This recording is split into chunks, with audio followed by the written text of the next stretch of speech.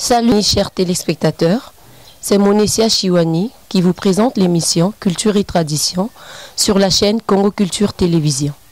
Aujourd'hui, nous avons comme invité Monsieur Ngomba Victor qui va nous parler de la culture Moi. Monsieur. Bonjour madame. Est-ce que vous pouvez vous présenter aux téléspectateurs de la chaîne Congo Culture Télévision?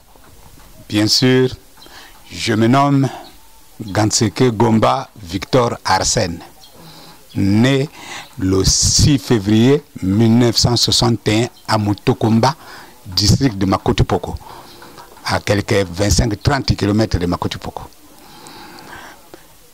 J'ai commencé l'école primaire à Mutokomba. En 72, je suis parti de mon village natal pour le Kouilou, Pointe-Noire, où j'ai continué mes études. J'ai fait mon CP concours au district des Zambie. Et j'ai fait admis au concours. Je suis allé à Madingokai, où j'ai fait la 6e. La 5e, j'ai continué à Pointe-Noire en Kwame Nkrumah. En 96, mon frère aîné étant un exploitant forestier, il fut affecté à Dolisie, là où j'ai également continué mes études en au CG Amar, au collège Amar à Dolisie. Après Dolisie, j'avais suivi mon frère aîné à Tingidi. À Tingidi, j'ai été inscrit au CG de Mbinda, là où j'avais passé 3 ans. Réaffecté à Pointe-Noire, j'ai été inscrit au collège Les Trois Glorieuses de Pointe-Noire, où j'ai obtenu mon BMG. Admis au BMG, j'ai fait le lycée Karl Marx. En 82, j'ai été enrôlé à la police. Donc je suis un adjudant-chef, un sous-officier supérieur de la police nationale. Je suis à la retraite de nos jours. Donc je suis à la retraite précisément depuis 2014 que je suis assis. Qu'est-ce qui caractérise les peuples Moi et dans quelles contrées l'on peut les retrouver? Les peuples Moi sont situés dans le district de Makotipoko, au département de Plateau, le district de Makotipoko. Les villages qui constituent le district de Makotipoko, il y a un village, le village centre tel que le mien, Mutokomba, à quelques 30 km de Makotipoko. Bon, il y a Bobanda, il y a Mbante, il y a Mabwa, il y a Bodouango, il y a Kangankanga, il y a Nzolo Konzo, il y a Mbante. Et il y a quelques villages qui sont situés le long du fleuve Congo, tels que les Bobi, les Mbante fleuves. Et voilà. J'ai appris que bonjour se dit Losako. Et pourquoi on dit Losako chez les Moi? Le Sako, c'est une marque de respect et c'est obligatoire. C'est adressé à un supérieur moins âgé, salue le supérieur par le Sako. Et il faut faire très attention. Je vous dis que c'est obligatoire parce que facilement, tu peux être mal coté au niveau du village. Ce serait de l'impolitesse quand on n'adresse pas le Sako à un supérieur. Le supérieur, en répondant, c'est par un proverbe. Par exemple, exemple, moi, ça veut dire que les injures de la forêt parviennent jusqu'au village. Donc ça veut dire, quel que soit ce que tu peux faire dans la forêt, le village sera au courant. Donc voilà ce que ça veut dire le Sako. Donc il faut saluer le supérieur par le Sako. Sinon il y a des gens à qui on a refusé, on s'est opposé au mariage à cause de ça, parce que c'est à caractère obligatoire. Sinon tu apparais comme une personne impolie, irrespectueux. Et facilement tu refusais la femme si jamais tu demandais la main d'une femme, d'une fille dans le village. Facilement des gens pourront s'opposer parce que vous êtes impoli, vous n'êtes pas respectueux. Donc facilement, il peut y avoir opposition. Pourquoi, lorsqu'on dit le sako, lorsqu'on salue quelqu'un par le sako, on doit répondre par un proverbe? Pourquoi l'on répond par un proverbe? Est-ce que, d'après ce que vous veniez à peine de nous raconter comme proverbe, est-ce qu'il y a d'autres proverbes? Si possible, vous pouvez nous les dire? C'est la tradition. Il est obligé de répondre par un proverbe. C'est la tradition. Les réponses, il y en a multiples. Par exemple, Botaba Yangambata, Nava Yanganta, et la race bon bobo. Donc ça veut dire que, comme on dit en lingala, Botala ko ba yiti, taba, no ba yiti meme, et la kaka wana, moko kaka wana. Ça veut dire en français, ce qu'on a fait à l'autre sera fait à toi de la même manière. J'enchaîne encore. Pour dire, les ngouilles en pot, musuki et d'angampangoka. Ça veut dire la bagarre des rats, des souris, celui qui sépare ne peut pas être le chat. Sinon, il va les bouffer tous. Il va les bouffer tous. Vous voulez que le chat vienne les séparer? Mais il va les manger tous. Alors, vous voyez ce que ça fait? Encore, les cocos, les mokongo au bobasis. Ça veut dire que la saleté du dos est vue par d'autres personnes, pas vous-même. Puisque c'est au niveau du dos. C'est vous qui n'allez pas remarquer la tâche, c'est quelqu'un d'autre qui la remarque, pas vous-même. C'est à autrui de remarquer.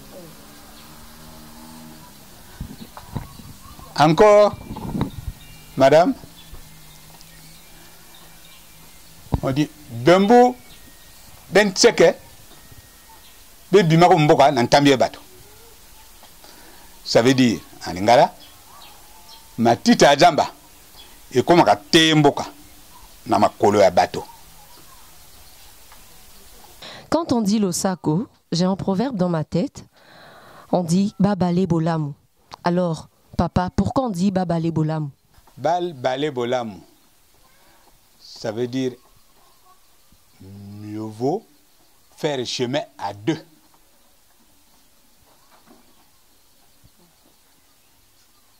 Mieux vaut former un duo que de faire chemin seul. Voilà, madame. Comment s'organisent les mariages chez les Moi? Est-ce qu'il y a une différence entre ceux qui se marient au village et ceux qui le font à Brazzaville? Le Moi, madame, se marie de la manière suivante. Une fois, vous enviez la femme dans un village X,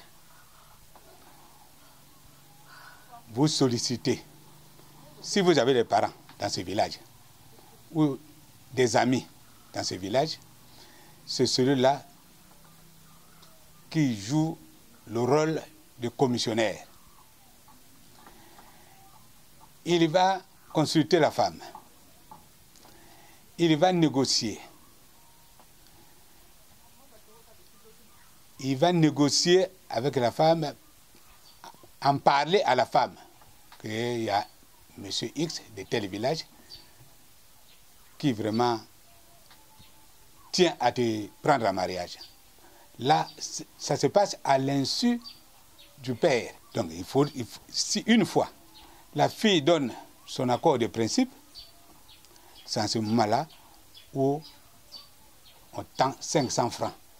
Comme pour donner la preuve que la femme est entièrement d'accord.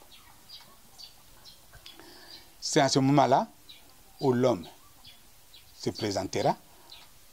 Dans tous les cas, tout le temps que la femme négocie, elle mène également une enquête de moralité pour savoir à qui il a réellement affaire. S'il trouve que la femme répond certainement aux critères, il informe le demandeur. Donc c'est à ce moment-là où le monsieur se présente chez le père. Le père, à son tour, donc cela ne peut pas être, ça prend quand même un peu de temps, ça peut prendre un peu de temps, parce que ça permet aussi à la fille de faire des enquêtes à son niveau aussi. Elle aussi, à son niveau, peut consulter un ami ou un parent qui est dans le village du demandeur, mener aussi des enquêtes, vérifier les antivaleurs s'il y en a. Si vous êtes par exemple voleur, mais sachez que vous allez tourner dans tout le territoire, moi vous ne trouverez pas une femme. C'est un antivaleur comme le vol. En tout cas, ça ne marchera pas. Donc c'est à elle de mener des enquêtes aussi. Elle peut vous perdre du temps, mais ça permet à cette dernière de mener des enquêtes, de se rassurer si réellement la personne est sérieuse. Une fois qu'elle est d'accord, quelle est la prochaine étape? Une fois d'accord, le monsieur se présente aux parents de la fille pour en parler. Et cette dernière, d'abord le père, nous, le mois ne demande pas trop cher. Sinon, c'est autour de 50 000 francs, 30 000 francs par exemple, 40. Et un certain nombre de damejanes de vin qu'on appelle molengue, le vin de palme, au moins 10 à 15 damejanes de molengue. Bon, il vous amène, il vous présente chez l'oncle.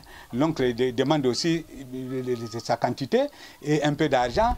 L'oncle, à son tour, amène le monsieur, accompagne le monsieur chez ses parents. Mais le côté paternel, il n'y a que le père qui est demandeur de l'argent et de damejanes de vin. Pas plus. Mais or que du côté maternel, l'oncle est obligé d'accompagner le prétendant jusqu'à chez ses parents. Ceux-là, à leur tour, peuvent demander quelque chose. Mais d'une façon modérée, bien sûr, parce qu'ils ne sont pas directement, ils sont concernés comme l'oncle. Donc, un peu d'argent,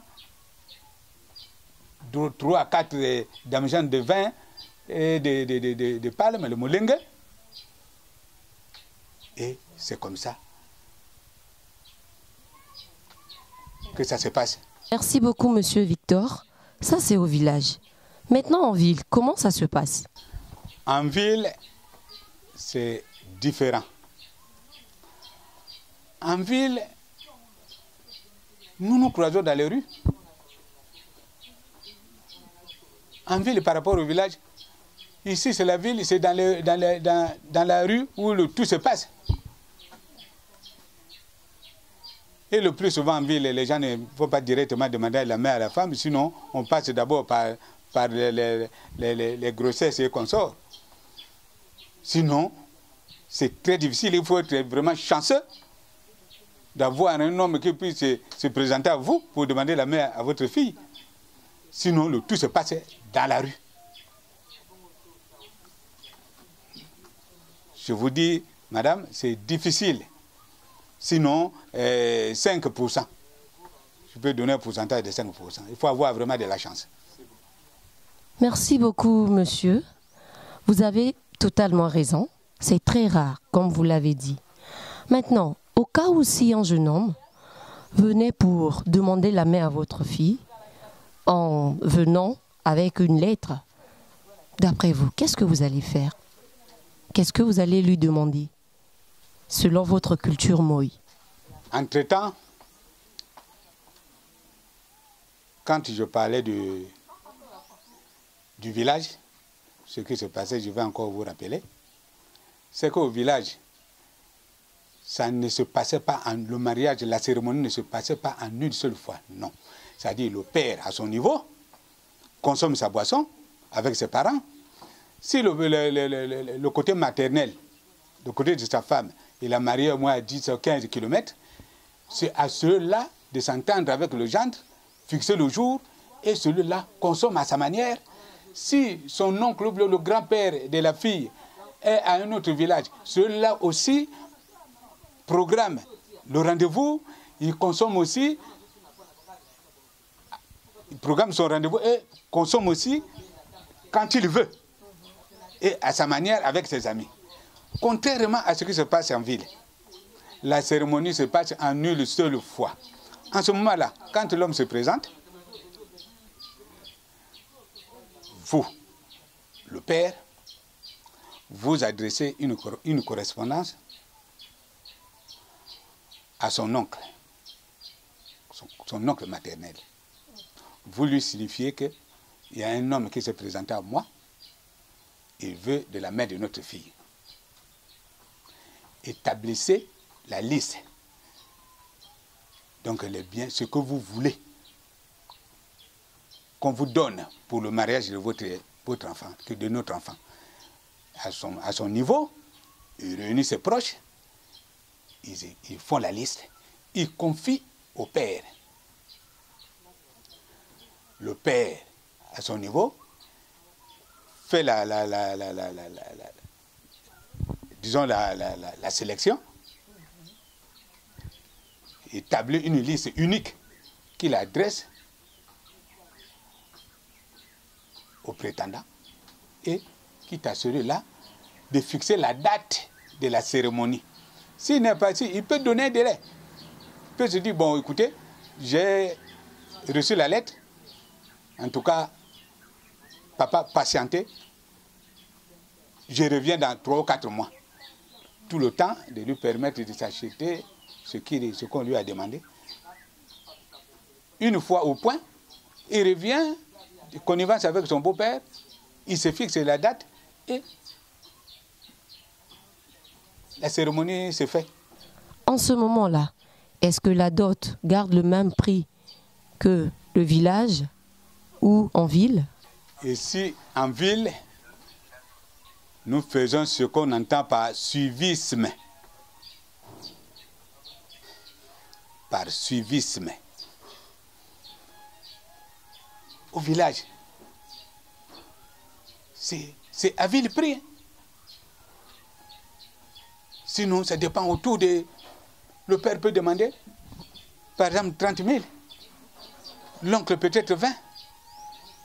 Après, les oncles là-bas, peut-être 10 à 15 000. Plus de la boisson, bien sûr. Le vin de palme. Contrairement à ici, en ville, ici, nous suivons le rythme des autres.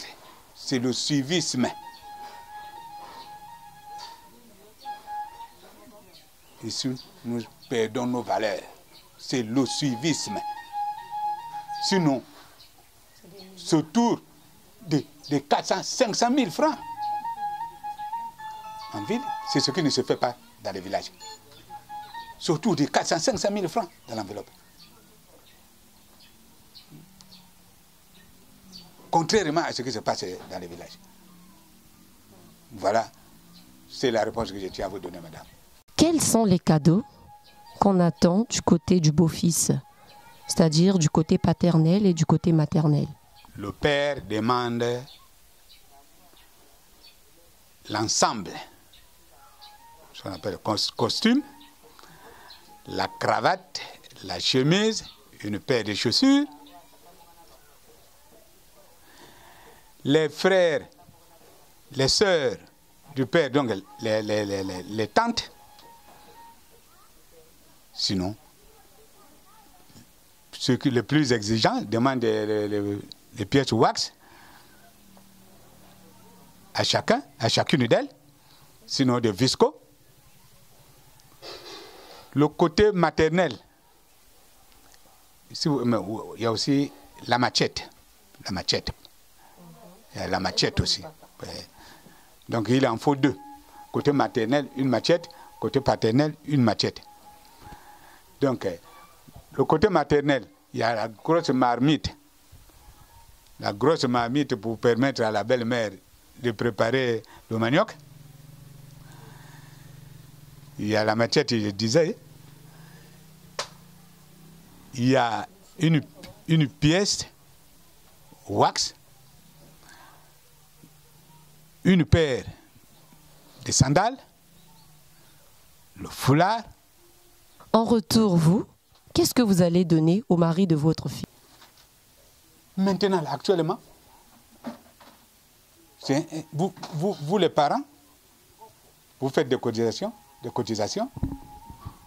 vous payez soit un mouton ou un cabri, un sac de foufou, une mallette de poisson fumé,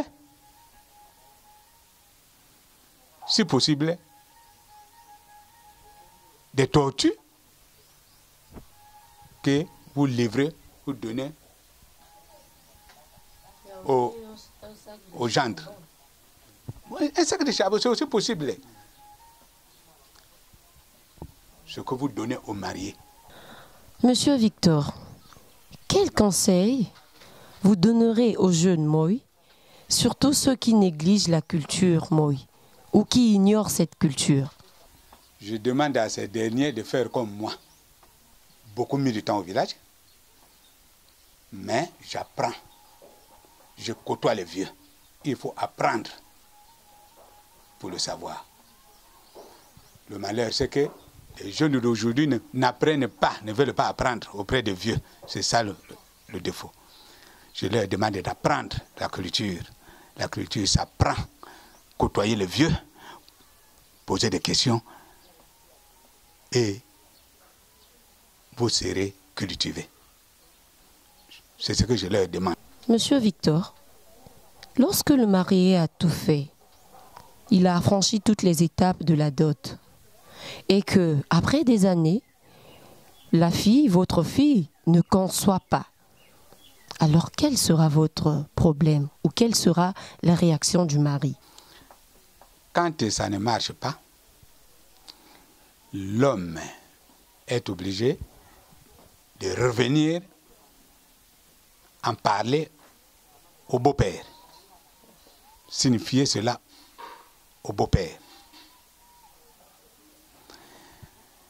Au cas où ça persiste, quitte au beau-père d'aller voir le côté maternel pour signifier, leur dire que ah voilà, il y a eu des plaintes. Il y a notre beau-fils qui est venu me voir pour me parler de tels problèmes. Donc à votre niveau, faites très attention. Au cas où ça persiste, l'homme prend son épouse, vient le laisser chez son côté paternel pour les soins. Pour dire que je suis fatigué, je vous confie ma femme, c'est à votre tour de la traiter. Merci beaucoup. Nous sommes arrivés à la fin de cette émission. Qu'est-ce que vous pouvez dire, monsieur?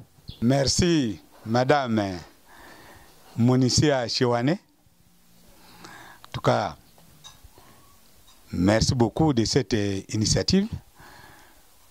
Je souhaite que ce genre d'initiative soit vraiment répétitive pour éduquer la jeunesse d'aujourd'hui. En tout cas, je loue vraiment ce comportement, ces initiatives. Je vous remercie beaucoup. Je félicite la chaîne pour cela. En tout cas, merci beaucoup, madame. C'est la fin de cette émission. Merci beaucoup de nous avoir suivis. À très bientôt sur la même chaîne, Congo Culture Télévision.